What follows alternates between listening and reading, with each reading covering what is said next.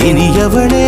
உனது இருவிழி முன் பழரச குவளையில் விழுந்த எறும்பின் நிலை எனது நிலை விலக விருப்பமில்லையே பூவே அதிசயனே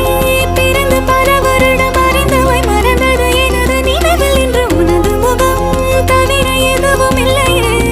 அன்பே வேறாரும் வாழாத பெருவாழ்விது நினைத்தாலே மனமெங்கும் மழை தூவுது